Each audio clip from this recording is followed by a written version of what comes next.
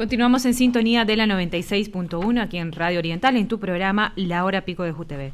Le vamos a dar la bienvenida a nuestro invitado. Tenemos a Mauricio Río, él es economista independiente, reside en Bolivia y se dedica a la investigación de riesgo y coyuntura económica global para ayudarlo a revisar sus posiciones, replantear sus estrategias empresariales y proteger su riqueza en tiempos adversos. Mauricio, un placer tenerlo en estos espacios. Bienvenido. Estamos sin audio. Micrófono, porfa. Siempre sucede. Ya son años desde la pandemia y nunca termina uno de acostumbrarse a esto de abrir el micrófono. Encantado de saludarlos. Muchas gracias por invitarme. La primera vez que estoy en la hora pico, pues que no sea la última, aunque todavía falte hacer la entrevista.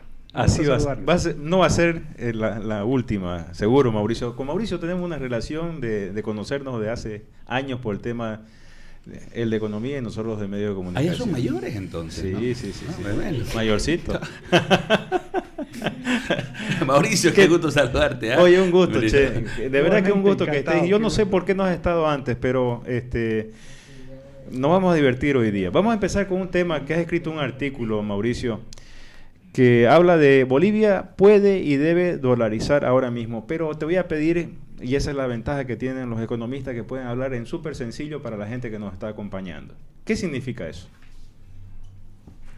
¿Qué significa hablar en sencillo, dices? No, ¿qué significa dolarizar? Bueno, mira, son varias cosas al mismo tiempo. Esto desde luego tiene una inspiración liberal, de filosofía política liberal, que ahora está muy de moda por diversos motivos, ¿no? Pero estas son propuestas que ya tienen muy larga data. La primera vez que hablé de dolarización, por ejemplo, lo hice hace ya algo más de 10 años, no sé si se nota acá, con un libro que publiqué en la Feria Internacional del Libro de Madrid junto a Unión Editorial, que titula La década perdida de Occidente. ¿Y a qué me refiero? ¿Por qué digo que ya tiene esto tanto tiempo? Porque las cosas se han ido agravando conforme ha pasado el tiempo. La primera vez que propuse la idea de dolarizar la economía, ahora entramos en la idea de en qué consiste exactamente, fue hace 10 años. Hace 10 años las condiciones económicas en el país eran radicalmente distintas. Teníamos auge, y un auge significativo, y no todo el mundo podía explicar de la mejor manera posible. Pero mi diagnóstico en ese entonces es que se trataba de un auge insostenible. Y entre otras cosas, ese auge se explicaba no solamente por la cotización internacional de materias primas, por la demanda de la China, la India y demás, sino también por los estímulos monetarios de la Reserva Federal. Pero más aún, ese auge fue magnificado por la política de bolivianización en el país. ¿Y a qué me refiero con todo esto? Se magnificó el auge, no solamente obteniendo ingresos por exportación del gas, sino también porque se bolivianizó la economía, se nacionalizó la moneda de la misma forma en que se nacionalizó el gas o YPF, se nacionalizó la moneda con el Banco Central de Bolivia. ¿Esto qué es? Se trata de introducir la moneda nacional para que sea más utilizada en la economía. ¿Cuáles fueron los mecanismos para que la moneda nacional fuera más utilizada que el dólar? Abaratando artificialmente los créditos en bolivianos. El problema con esto es que si uno abarata artificialmente las tasas de interés y concede créditos artificialmente baratos, esto induce a la gente a cometer errores cualitativos y generalizados de inversión, es decir, burbujas de activos. Entre otros sectores, los que he identificado donde ha habido realmente burbujas de activos, y esto se le puede confirmar entre otras cosas porque si bien ahora tenemos inflación de precios en la canasta familiar y en varios sectores de la economía, en el sector inmobiliario no tenemos inflación. En realidad los precios están bajando y eso quiere decir que previamente los precios estaban inflados, estaban sobrevalorados. Mauricio, disculpa que te interrumpa. ¿Podés explicarnos un poquito qué es una burbuja de activos? ¿Qué son los activos para la gente común? Por ejemplo, su casa, sus autos. ¿Qué significa lo que nos estás diciendo, por favor? Después de abaratar los créditos artificialmente. Sí. Cuando dije que el Banco Central o el gobierno por medio del Banco Central abarata artificialmente los créditos para inducir a la gente a que tome esos créditos y comience a comprar activos que de otra manera no hubiera sido posible comprar, como autos, casas, departamentos, terrenos y demás, significa que eventualmente, aunque uno los hubiera terminado de pagar, en términos generales no eran necesarios realmente. Es decir, teníamos una riqueza solamente aparente y no era real. Y esta riqueza aparente era posible solamente por medio de la concesión, por la decisión del gobierno, de créditos artificialmente baratos. Es decir, le da la impresión a la gente de que tiene una riqueza mayor a la que realmente existe, o una cantidad de recursos mayor a la que realmente existe. Pero alguien lo está pagando eso, ¿no? Interés, alguien está pagando eso. Eso es lo que estás diciendo, ¿no? Correcto. Lo pagamos nosotros mismos, pero mucho después. Es decir, cuando el mercado, cuando la economía en general se da cuenta que hay muchos activos, que la demanda estaba inflada o hiperestimulada previamente, ¿cierto? Había mucha demanda y la oferta no podía alcanzar esa demanda extraordinaria. Entonces, oferta y demanda estaban descoordinados de manera permanente. Y esa era la forma en la que uno podía darse cuenta de que ese auge no era sostenible. Y había muchas señales, entre otras, por ejemplo, el auge inmobiliario, pero extraordinario. Sin embargo, ahora mismo tenemos una cantidad de departamentos, casas, condominios, etcétera, vacíos o directamente que son proyectos que están estancados. Y eso quiere decir que había una sobredemanda inflada, insisto, con el crédito artificialmente barato. ¿Qué es la dolarización? Tratar de impedir que ningún otro gobierno, a partir del momento que se dolariza, pueda implementar nuevamente esa política que induce a la gente a sobreendeudarse, a consumir demasiado y hacerle pensar que es más rica de lo que era el día inmediatamente anterior en que se abarataron artificialmente las tasas de interés. La dolarización significa comenzar a utilizar el dólar estadounidense como la moneda oficial en el país. Cuando yo propuse esta idea ya desde hace 10 años, como les digo, la crítica suele ser o solía ser, e incluso al día de hoy, y es una crítica que también se hace muy a pesar de la experiencia que ha habido con El Salvador, Panamá y el Ecuador, que son economías dolarizadas. Lo primero que dicen es que uno necesita dólares para poder dolarizar la economía. El primer efecto, o lo primero que se busca con la dolarización de la economía es eliminar de cuajo la inflación. La inflación la tenemos al momento en el que, dado que la gente ya no demanda los mismos activos, digamos en este caso que inmobiliarios, como antes, el gobierno trata de seguir manteniendo el mismo nivel de demanda agregada. ¿Cómo? Manteniendo las tasas de interés demasiado baratas que ya no ilustran el riesgo que la gente está asumiendo para invertir o para consumir en la economía. Ahora mismo, a pesar de que hay tasas de interés extraordinariamente bajas todavía, también tenemos inflación y mucha gente se está quedando sin empleo. Entonces, ya no existen incentivos a seguir endeudándose. ¿Lo entienden? Entonces, el primero que se queda sin recursos es el gobierno. Y cuando devalúa, significa que está necesitando financiarse. Las devaluaciones son un mecanismo de financiamiento reduciendo, si ustedes quieren, la capacidad de poder adquisitivo de los ahorros de la gente que gana en bolivianos, que ahorra en bolivianos, y si lo hiciera en dólares, los gobiernos ya no tendrían la posibilidad de crear este auge ilusorio previo. Ahora, eso, y al mismo tiempo, la devaluación es un recurso, la devaluación es un recurso que, por lo que se los escucha a los economistas, negativo, pero no deja de ser un recurso para varios gobiernos que lo utilizan, ¿no es cierto? Siempre es un recurso, siempre es un mecanismo de autofinanciamiento. Y se financia, en Bolivia ha sido mucho más claro, porque la forma en la que han devaluado ha sido por medio de haber echado mano de las reservas internacionales. ¿Cómo funciona el mecanismo de devaluación sin tocar el tipo de cambio? El gobierno echó mano de las reservas internacionales, es algo que nadie puede esconder. Pero ¿de dónde vienen las reservas internacionales? Pueden venir de varias fuentes, pero principalmente por los depósitos que hace la gente en dólares en el sistema bancario y financiero. Existe una política o una normativa o una decisión que se llama encaje legal. El encaje legal significa que el gobierno, por medio del Banco Central y la ASFI, les dice a los bancos: de todos los depósitos en dólares que ustedes tengan, me tienen que enviar una buena parte, si acaso no todos esos depósitos, para que yo los guarde en mis bóvedas y yo me encargue de ir proveyendo de esos dólares al sistema bancario y financiero conforme yo crea conveniente para evitar crisis, para dotar de liquidez al sistema, para conceder créditos y demás. El asunto es que esas reservas que nacen de los depósitos de los bancos enviados al Banco Central, han echado mano de ellas, cuando en realidad no son de libre disponibilidad, respaldan la emisión monetaria nacional, ¿sí? Inicialmente a la gente le inducieron a utilizar más bolivianos y no dólares. Esos dólares fueron enviados al Banco Central, que tenían que quedar en reservas que no son ni tendrían que haber sido nunca de libre disponibilidad. Pero el gobierno echa mano de esas reservas para seguir financiando el gasto público.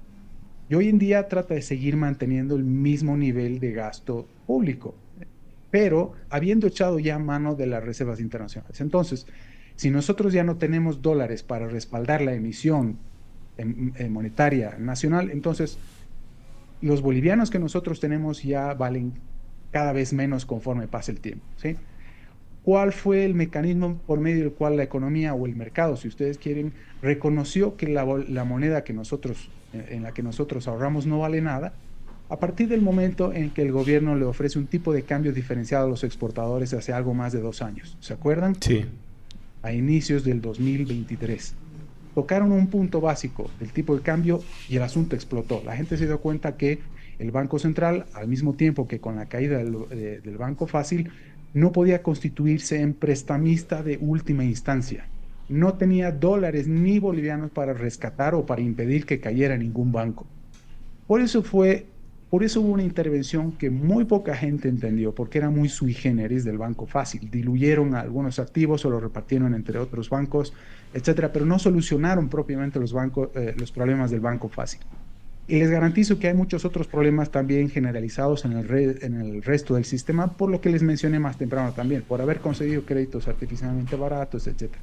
Es decir, el balance del conjunto del sistema bancario y financiero adolece de serios problemas porque ha acumulado demasiados activos tóxicos. ¿Qué son los activos tóxicos? Activos que ya nadie quiere ahora mismo.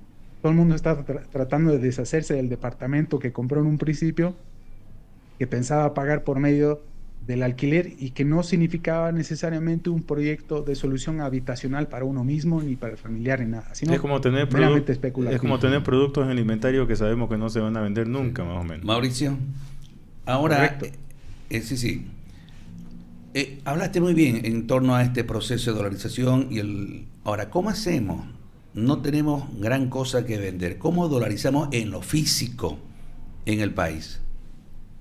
Correcto, excelente pregunta, y a eso me refería un poco más temprano también. Vamos a ver, como decía, la principal crítica para la propuesta de dolarización es: para dolarizar tú necesitas dólares y ahora mismo no tenemos dólares. Es lo que dicen los detractores de la política o de la propuesta. En realidad sí hay dólares. En la economía nacional hay dólares y hay muchos. En realidad el lugar donde no hay dólares y quien más los necesita es en el sistema bancario y financiero. Quien más los necesita es el gobierno, pero ya se los gastó todos y por eso tiene que recurrir ahora a la devaluación como mecanismo de autofinanciamiento. Insisto en esta idea. Cuando se dolarizó en el Ecuador, que acaba de cumplir 2 años dicha política, no se usaron dólares de las reservas del Banco Central. Todo el mundo cree que hay que dividir el total de la masa monetaria por las reservas en divisas físicas disponibles que tendría el Banco Central. Cuando el Ecuador dolarizó, tenía reservas negativas, es decir, no tenía dólares. Es decir, no había masa monetaria entre divisas sobre las cuales dividir, es decir, porque no habían divisas. Entonces, ¿de dónde sacaron los dólares para dolarizar a tipo de cambio de 25,000 sucres, que todavía es motivo de debate hoy, y a cuánto habría que devaluar, a qué tipo de cambio habría que devaluar para conseguir dólares y demás, etcétera, en la economía nacional? Fueron dólares que consiguieron del FMI. Fueron alrededor de 425 millones apenas por 25,000 sucres.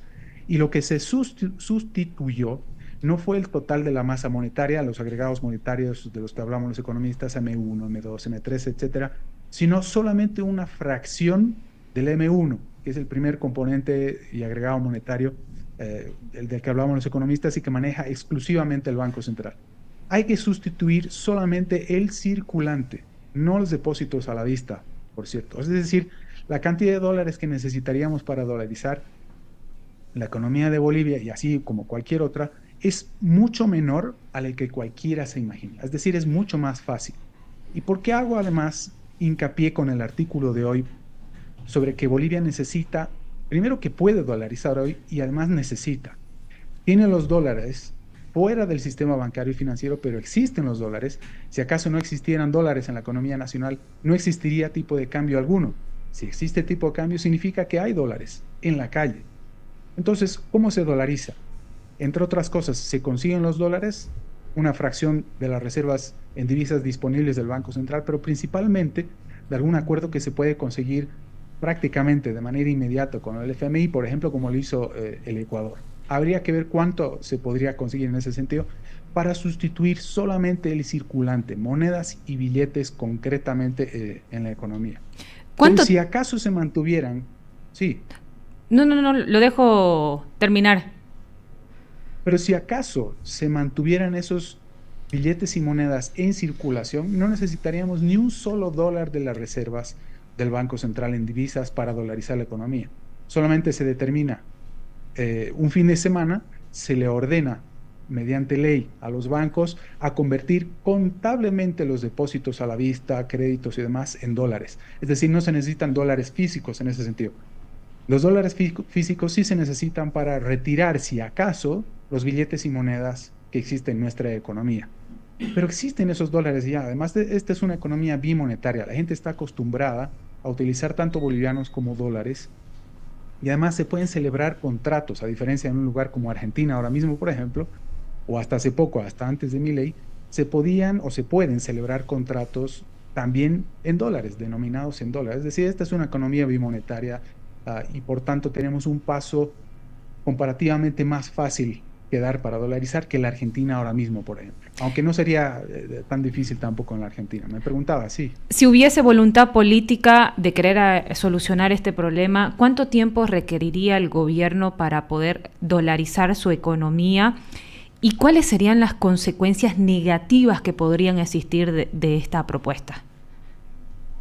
Se lo podría hacer de inmediato, se lo podría hacer en un fin de semana sin siquiera declarar feriado bancario, como sucedió en Ecuador. Es decir, con la experiencia del Ecuador, los propios ecuatorianos que tienen la experiencia con esto dicen cuáles han sido exactamente los errores y por tanto cuáles son los errores que se podría evitar en un caso de dolarización como el de la economía de Bolivia, por ejemplo. Se puede dolarizar en un fin de semana, depende en gran medida de la cantidad de dólares físicos que se disponga en ese momento o se los negocia en el muy corto plazo con el FMI, pero se lo puede hacer de manera inmediata. Voluntad política, sí, pero al mismo tiempo también conocimiento de los propios economistas que asesoran a los posibles candidatos que podrían, o a los candidatos que posiblemente podrían convertirse en nuevo gobierno en agosto o en noviembre. Yo creo que es falta de conocimiento. De hecho, me preguntaban esto más temprano, cómo surge esta idea, de qué se trata, qué es. Surge impulsada no solamente por la insistencia de hacerlo ya desde hace 10 años, sino desde luego por los debates que hay ahora mismo. Esta semana se celebró un debate en la Academia Boliviana de Ciencias Económicas en La Paz, con los asesores económicos de cada uno de los principales 6 candidatos. Estaba incluso del Movimiento al Socialismo, NGP, Alianza Libre y demás.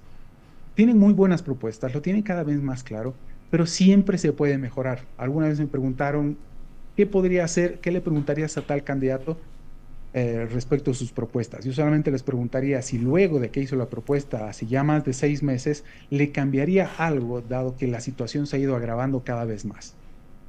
Y dado que la situación se ha ido agravando cada vez más, sobre todo en términos de inflación que no hace más que crecer y de devaluación monetaria, pues es la dolarización. Yo insisto con esto, sobre todo sabiendo que la situación más adelante va a ser todavía peor. No tenemos la posibilidad de darnos el lujo de esperar a que los planes o a que las propuestas de los candidatos sean aplicadas, porque en este sentido están pensando más en el gradualismo. Acuérdense que la estrategia de shock que hubo con Milei, aunque en el ámbito fiscal se tradujo en éxito inmediato, pudieron reducir la inflación de manera inmediata y extraordinaria, pero también les falta shock a las propuestas de los candidatos en el ámbito monetario. Es decir, podríamos hacer todavía mejor que Milei en Argentina. Mauricio, tengo unas 4 preguntas anotadas. Quisiera ir un ratito a un corte, pero te las voy a mencionar las preguntas para que las vayas anotando, pensando. De los programas de los candidatos que has conocido, ¿cuál más o menos adopta la política que estás mencionando, el tema de dolarizar? Segundo, ¿por qué si Milei lo prometió en su campaña no lo adoptó en la Argentina? Tercero, ¿cuál es el costo social de dolarizar? La gente pobre, ¿qué va a sufrir? ¿Qué le va a pasar a la gente pobre con esta moneda? Mientras tanto, nos vamos al corte, ¿te parece? Estás en sintonía de la 96.1 aquí en Radio Oriental en tu programa La Hora Pico de JUTV y estamos conversando con el economista Mauricio Ríos. Continuamos en sintonía de la 96.1 aquí en Radio Oriental en tu programa La Hora Pico de JUTV y estamos conversando con el economista Mauricio Ríos, hablando de dolarizar la economía. ¿Es posible? Los bolivianos podemos tener nuestra economía en dólares, pero lo dejo a Ernesto con sus preguntas. Yo no complico más la situación. Hay 3 o 4, pero bueno, para hacer un resumen del primer bloque que estuvimos con Mauricio y un poco para que la gente lo mastique, el beneficio que nos quedó es que evita la devaluación artificial en el tema de los créditos por parte del gobierno. ¿Qué otro beneficio podríamos tener de dolarizar? Los primeros beneficios son que le impiden a los gobiernos jugar con la moneda y con las tasas de interés y demás, porque este es uno de los mecanismos que suelen utilizar los gobiernos para generar un auge ficticio, para estimular la economía y mostrar de repente un auge que no existe realmente y que puede caer mucho más temprano de lo que cualquiera se imagina y que por tanto la gente no estaría preparada para su eventual ahí te corto caída. Mauricio, ahí te corto cortito, valga la redundancia. Impide a los gobiernos jugar con la moneda. Sabemos que eso está mal, pero vamos a la metapregunta. A veces no tienen que hacer eso los gobiernos, peor en países pobres, jugar con la moneda justamente para salir de algunos impases. Paradójicamente no. Uno de los mitos más extendidos sobre la propuesta de dolarización es que tendríamos que eliminar la política monetaria nacional y pasar de la política monetaria de la Reserva Federal en los Estados Unidos, siendo que es el Banco Central que emite el dólar estadounidense. Pero es un mito, como decía. Se suele pensar que los bancos centrales han sido creados para defender la economía de los ciclos que puedan haber o de crisis financieras que puedan haber que afecten al sector real. Pero de un tiempo a esta parte, sobre todo los últimos 100 años, que ha sido el siglo cuando más han proliferado los bancos centrales, nos hemos dado cuenta que la manipulación monetaria o las buenas intenciones detrás del manejo de la moneda son las que en realidad generan el ciclo económico. ¿Y qué es el ciclo económico? La intervención de la economía, la intervención del mercado, los incentivos que tiene la gente para crear riqueza y asignar recursos, generando un auge ficticio inicialmente y que, por ser ficticio, inevitablemente conducen a la crisis. ¿Qué es lo que ha pasado justamente en Bolivia? Y como corte publicitario, si ustedes quieren, si acaso es esto un poco difícil, estoy publicando muy pronto, probablemente en un par de semanas, un libro que explica todo esto a detalle, que va a titular Auge y Decadencia de Bolivia. Entonces, ustedes ya saben, y espero, Ernesto, sobre todo que me vuelvan a invitar para entonces y nos extendamos en esto, quién sabe presencialmente en el estudio. Pero más temprano me preguntabas a quiénes benefician puntualmente y cómo les caería principalmente a los pobres esta política, el costo esta social. Propuesta de dolarización. El costo social.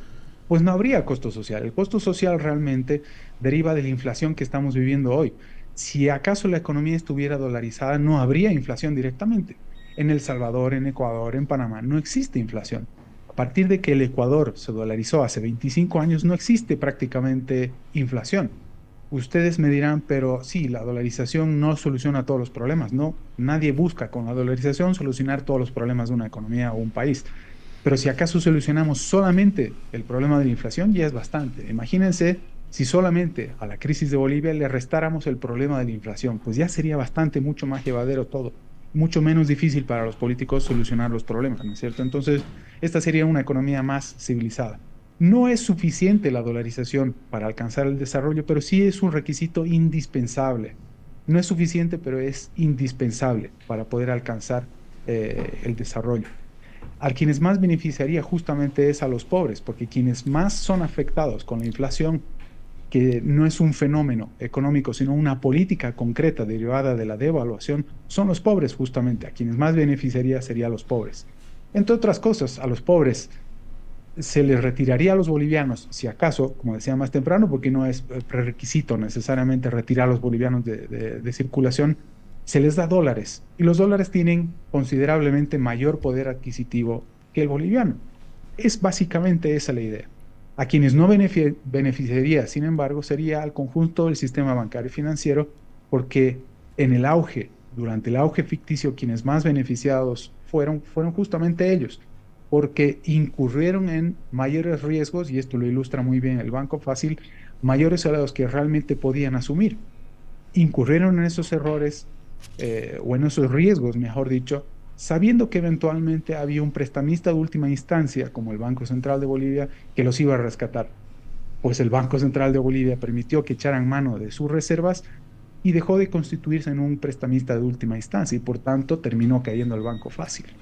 Y por eso lo intervinieron de manera muy sui generis. Y nadie sabe exactamente, no existe un informe muy claro, final, sobre qué es lo que sucedió. ¿Podés repetir esa partecita? ¿Por qué entendés que cayó el Banco Fácil, para que se entienda, para redondearlo?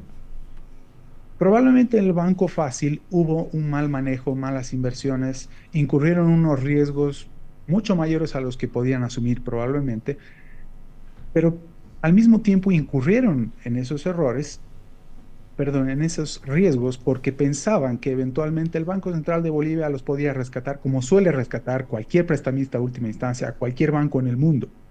Pero se lo intervino de manera muy sui generis, no se lo rescató, entre otras cosas, no se lo rescató porque el Banco Central no tenía con qué rescatarlo, no tenía cómo intervenir. Y este era un momento a partir del cual coincide con la devaluación, la necesidad de devaluar por medio del tipo de cambio el boliviano, como mecanismo nuevamente de autofinanciamiento del gobierno y del Estado en general.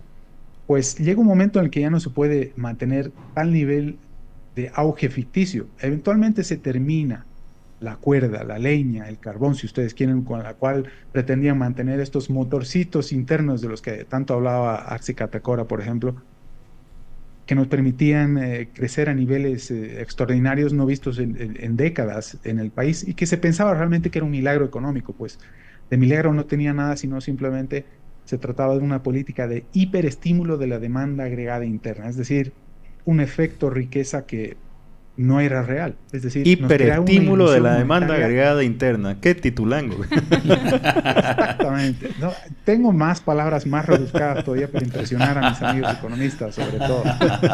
Pero esa es la historia. Bueno. Esa es la historia. Sí. Nos indujeron a un auge que era insostenible y ahora estamos viviendo las consecuencias. Suelen decir que la crisis suele durar lo que el auge inmediatamente anterior duró. Así que imagínense ustedes si no tomamos medidas como las de la dolarización, lo que todavía podríamos ver en esta economía. Dentro de los programas hay una pregunta más, bueno, un par más, pero en los programas de los candidatos no he visto nadie que esté proponiendo una dolarización. Lo que sí he visto, y que lo acabas de mencionar, es la independencia del Banco Central. ¿Eso es algo medio parecido? No. Sabes, para mí hay que cortar de cuajo la dependencia del Banco Central, justamente. No por ser independiente, el Banco Central va a dejar de cometer errores justamente en la administración, gestión de la moneda, ni de la protección del valor de la moneda. Entre otras cosas, no existe realmente esto en ningún lugar del mundo, la independencia del Banco Central. Ustedes ven nada menos que el propio Estados Unidos, el país con la mayor institucionalidad del mundo, a Donald Trump acosando de manera permanente a Powell, presidente de la Reserva Federal, para que recorte las tasas de interés cuanto antes. ¿Para qué quiere que recorte las tasas de interés? Para seguir estimulando la demanda agregada interna de los propios Estados Unidos. Quieren un dólar débil para que la gente consuma, se sobreendeude, etc. Es una fórmula típica, muy extendida entre los políticos. Digamos que es la piedra filosofal. El crédito artificialmente barato es el mejor amigo de todos los gobiernos manirrotos o con mucha voracidad fiscal, que les encanta gastar y no necesariamente por eso solucionar problemas. Esa es básicamente la idea detrás de todo. No porque un banco central sea independiente del gobierno va a dejar de cometer errores. Ese es lo principal. Es decir, no es suficiente con que el Banco Central sea independiente. Es un buen paso en la buena dirección, pero muy tímido comparado con lo que realmente necesitamos para solucionar una crisis que promete ser igual o incluso peor que la que tuvimos, que fue la peor de nuestra historia hace 40 años con la UDP. Entonces, yo rescato muchas de las propuestas que tienen mis colegas que asesoran a los candidatos. Hay valores muy importantes, hay economistas extraordinarios que conozco desde hace muchos años, con los que he compartido directorios de banca incluso. Sé muy bien cómo piensan y hemos debatido mucho y es gente de mucho valor. Pero sus propuestas pueden ser todavía mejoradas. Insisto, modestia aparte, la idea es mejorar las propuestas de los candidatos, que pueden ser muy buenas, muchas concretamente para lo monetario, pero no son suficientemente buenas para lo que podemos vivir. Ellos están pensando en reevaluar el boliviano, aplicar mecanismos para dotarle de mayor valor nuevamente al boliviano, y para eso se requieren muchos otros requisitos que no estoy seguro que se puedan alcanzar al corto plazo como están planteando. Por eso decía en el inicio del artículo, este debate ha sido sensacional en la Academia Boliviana de Ciencias Económicas, pero me supo a poco. Se habló de muchas cosas, pero hay cuestiones sobre las que hay que discutir y debatir mucho más, como el de la política monetaria, cómo vamos a detener de manera inmediata la inflación, por ejemplo. Ok. ¿Milei quedó a medias o está dentro de sus objetivos dolarizar la Argentina? Mira, esa es una gran pregunta y es motivo de debate entre amigos liberales de América Latina también. Hoy mismo estaba hablando con una amiga ecuatoriana sobre este asunto, sobre la propuesta de Milei, y nos llama mucho la atención. Primero, hay que destacar que las cosas han salido bien con la política que ha tomado. El plan ha sido Caputo, el plan de Caputo, no ha sido el plan de Milei. Se ha tratado de una estrategia de revaluación del peso argentino y no de dolarización. Y todo el mundo se preguntaba, Milei proponía, así como yo ahora, dolarizar la economía argentina y cuando tuvo la oportunidad de hacerlo no lo hizo. Entonces, ¿qué pasó? Probablemente tuvo temor y tenía algunos errores teóricos, porque Milei afirma hasta el día de hoy que si no conseguían los dólares suficientes para dolarizar la economía, pues estallaba lo que trató y efectivamente evitó, que era la hiperinflación. Pero creo que es un error de concepto teórico, justamente, y no por eso es malo, no por eso es mal economista Milei, por favor, pero sé que hay algunas cosas que se podría corregir. Creo realmente que la oportunidad de dolarizar la Argentina ya pasó y que afortunadamente la estrategia de revaluación del peso argentino salió bien. Se podría aplicar la misma estrategia también en Bolivia, pero el riesgo es enorme, entre otras cosas justamente por lo que menciono, porque hay que discutir mucho más sobre estos aspectos y no me quedan suficientemente claros o claras las estrategias que están planteando algunos candidatos y los economistas que los asesoran. Se han dicho barbaridades también en la Academia Boliviana de Ciencias Económicas, como que van a aplicar un tipo de cambio fijo pero flotante entre bandas y no sé qué, metafísica popular, pero también hay otros que están planteando más rigidez monetaria para tratar de frenar este proceso de devaluación permanente que tenemos en el país, que solamente se traduce en inflación. Pero como digo, se están quedando cortos y lo mejor que podemos hacer ahora mismo es seguir discutiendo y no quedarnos simplemente con lo que hemos propuesto hace ya 6 meses. Yo vengo proponiendo dolarización hace 10 años y no por eso espero que se aplique hoy en día, sino es por medio de mayor debate, mayor propuesta, mayor ruido. Antes de que haga pregunta, en Argentina creo que fue más una cuestión política. El tribunal, el presidente de la Corte Suprema calificó la idea de eliminar el peso como inconstitucional. No se puede dolarizar porque el artículo 75 de la Constitución argentina, defensa del valor de la moneda, hay un mensaje que está en nuestra norma fundamental, dijo Horacio Rosati, presidente del máximo tribunal, que iba a ser inconstitucional dolarizar, ¿no? Más un tema jurídico que económico, creo, ¿no? Ahora Mauricio, ¿en 100 días se puede solucionar el tema de la falta de dólares en el país?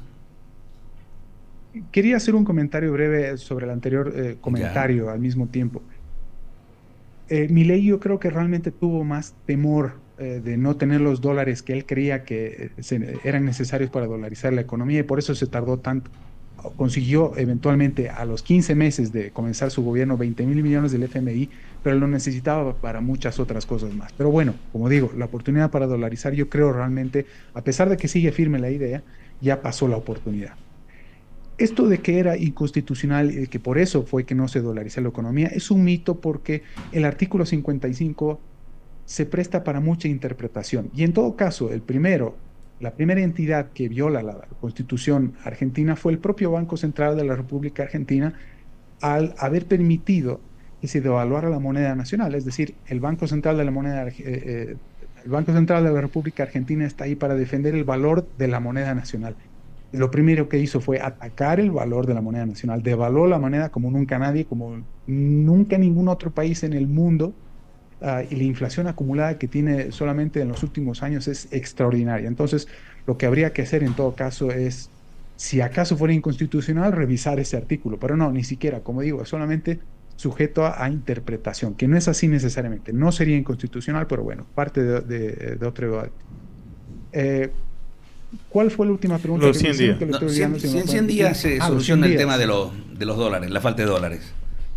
Sí, no porque haya sucedido en el pasado se puede repetir hoy en día. Se podría solucionar en un plazo todavía más corto porque lo hizo el 21060 y concretamente Samuel Doria Medina está hablando justamente de que su plan sería igualmente aplicable antes o alrededor de los 100 días. Pues no lo sé, no me quiero meter en estos asuntos concretos. Yo creo que la propuesta de dolarización es mejor que la propuesta de cualquiera de los candidatos, que en todo caso se asemejan demasiado con la estrategia que están pensando de revaluar el boliviano, acudir a préstamos de aquí, de allá, etcétera. Es decir, es una vuelta demasiado grande que quieren dar para salir indemnes de esta crisis. Como les digo, lo más barato, lo más eficiente, lo más práctico e inmediato para atacar de plano, de lleno, de cuajo, la inflación y además de manera definitiva en el país es la dolarización. Con las propuestas concretas de los candidatos no me meto solamente en el aspecto monetario, yo creo que se puede mejorar muchísimo. Gracias, Mauricio, por desarrollar con nosotros tu propuesta de dolarizar Bolivia y esperamos tenerte pronto nuevamente. Si querés agregar algo para terminar, bienvenido. No, con todo gusto. Extraordinarias preguntas, un muy buen desafío y espero que no sea la última vez. Vamos, espero que me invite ya presencialmente, como digo, ya estuve antes en el estudio, aunque no del programa. Así que en el entretanto les mando un abrazo y gracias por la invitación. Un abrazo grande, igualmente. Un placer haber conversado. Chau. Estuvimos conversando con Mauricio Ríos, economista. Estás en sintonía de la 96.1 aquí en Radio Oriental, en tu programa La Hora Pico de JUTV. Vamos a ir a una pequeña pausa.